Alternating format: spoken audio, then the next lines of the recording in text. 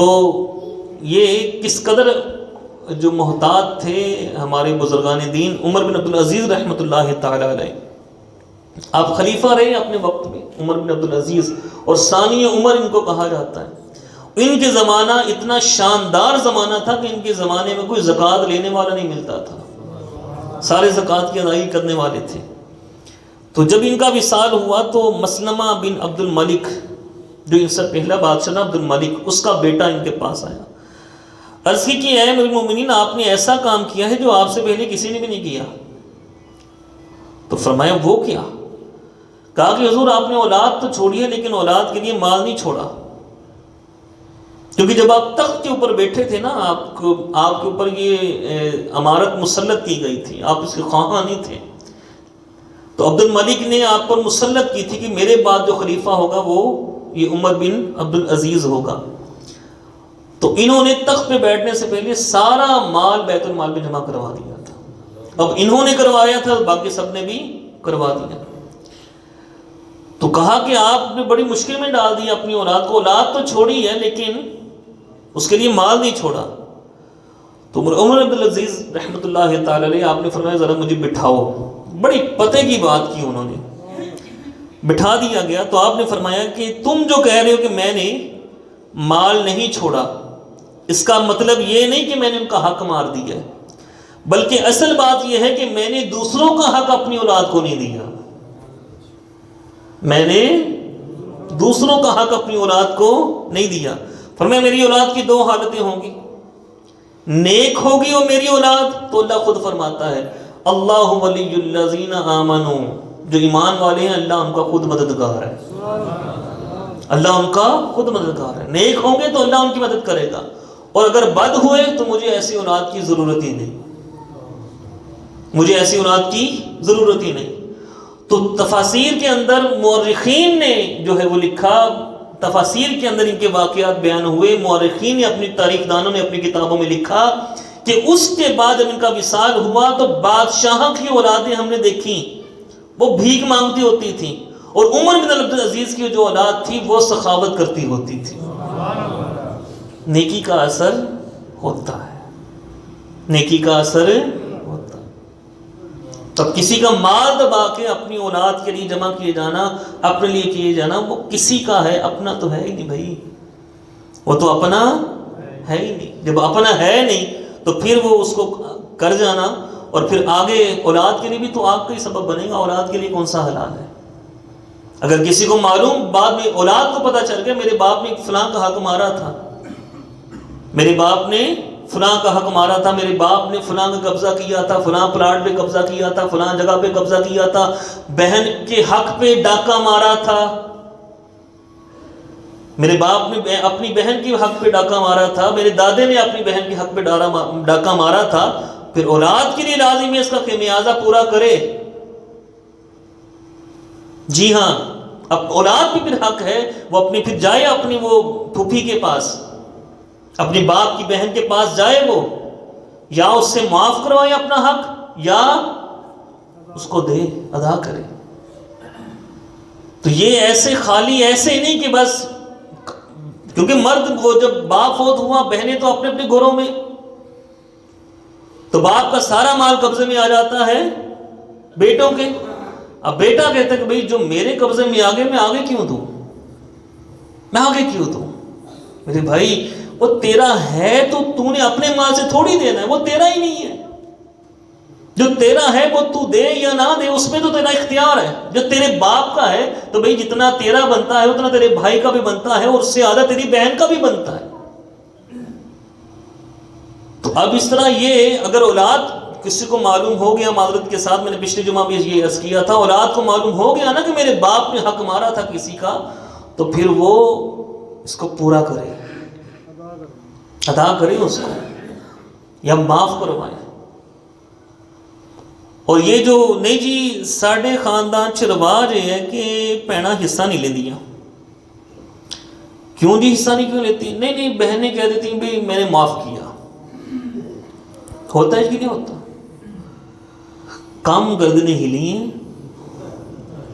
ہوتا ہے نا جی. ایسے بہنوں نے کہا جی میں حصہ بھائی جی تھانوں اسی دے دیتا. کیوں دیا جی؟ کیوں دیا؟ کیوں؟ بہنوں کو ضرورت نہیں پیسوں کی؟ آپ کو ضرورت ہے، بھائی کو ضرورت ہے پیسوں کی، بہنوں کو ضرورت نہیں ہے پیسوں کی۔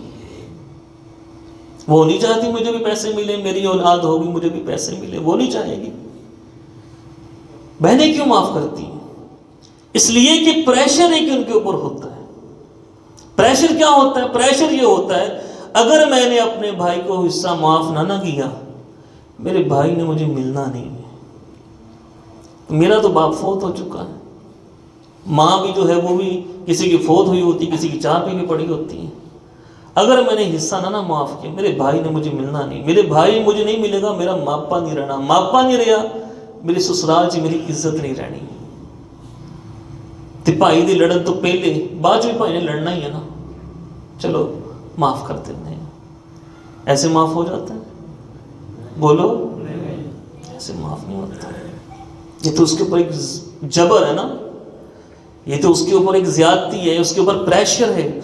اور ویسے بھی زبانی اگر کہہ دے وہ، یہ بھی مسئلہ سماعت کر لیجیے، کوئی دینا بھی چاہیے بہن سچے دل سے کہ بھئی میرے سسرال میں میرے شوہر کا بہت ہے، میں نے حصہ نہیں لینا، کوئی دینا بھی چاہے، اس کا شرم طریقہ بھی یہ ہے کہ بہن پہلے اپنے حصے پہ قبضہ کرے۔ بہن اپنے حصے پہ پہلے قبضہ کرے۔ قبضے سے مراد کیا ہے؟ قبضہ یہ کہتے ہیں، قبضہ کس چیز کے بلا کا نام ہے؟ قبضہ یہ ہے کہ اگر مکان میں حصہ بنتا ہے تو مکان میں سے اتنا حصہ بہن پہ اس کے اوپر قبضہ کرے، جیسے بھائی نے اپنے حصے کے اوپر قبضہ کیا ہوا ہے۔ زمین ہے تو بہن اپنے حصے پہ قبضہ کرے، اپنے نام لگوائے، بھائی نام لگوائے۔ اب جب بہن کا بہن کے پاس جا چکا، مکان میں سے حصہ جا چکا، باقی ایکڑ ہیں ان میں بھی حصہ جا چکا، جتنا سونا ہے اس کا حصہ بنتا تو اس میں بھی جا چکا، اب اگر بہن دینا چاہے تو پھر، لیکن پھر کون سی بہن دیتی ہے؟ ایک شخص نے یہی مسئلہ سنا نا، اس نے کہا نہیں میری بہن تو بہت چنگی ہے، میری اور بہنیں اچھی ہوتی ہیں، بہنیں اچھی ہوتی ہیں، بہنیں ماڑی نہیں ہوتی، بہنیں اچھی ہوتی ہیں، بہنیں ہی خیال کرتی ہوتی ہیں اپنے بھائیوں کا، لیکن بھائی بعض اوقات کر جاتے ہیں معاملہ۔ تو اس نے ایسے ہی بہن نے کہا تھا کہ بھئی معاف کیا بھائی، تو بھائی نے جناب قبضہ کر لیا ساری زمین کے اوپر۔ تو اس نے ایسے ایک عالم دین سے مسئلہ سنا، اس نے کہا کہ نہیں میں پھر اپنی بہن سے معاف کرواتا ہوں، اس کو دیتا ہوں، دینے کے بعد اس نے دیا تو پھر لے لوں گا۔ اس نے اس کا جتنا حصہ بنتا تھا نا اس کے نام کروا دیا۔ مکان میں بھی جو حصہ بنتا تھا اس نے کہا مکان تو میں نہیں دوں گا، لیکن مکان میں جتنا حصہ بنتا اس کی رقم جو تھی نا وہ اس نے اس کے اکاؤنٹ میں دے دی، وہ زمین جو بنتی تھی وہ بھی اس کو دے دی۔ بعد میں جب ہو گئے نا 2-3 مہینے تو باجی کو بھی بتا دیا تھا کہ باجی یہ لے لیں آپ اپنا حصہ۔ تو بعد میں جب 2-3 مہینے گزر گئے نا تو بھائی جان گئے پھر اپنے ہمشیرہ کے پاس، باجی تسی مینوں دتی سی زمین پہلے، تو میں مفتی صاحب کو مسئلہ سنیا سی، مفتی صاحب نے کہا نام کرا کے قبضہ دے کے پھر دینا چاہن تے باجی ہن پھر 5 سال پہلے میرے کو ہی رہی ہے تے ہن تسی مینوں واپس دینی کہ نہیں بھائی جی میری تو چھوٹے چھوٹے بچے ہیں نا،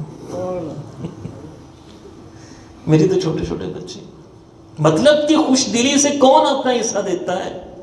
یہ تو بات ہی جھوٹی ہے نا کہ میں نے اپنا حصہ معاف کیا، یہ بات ہی جھوٹی ہے۔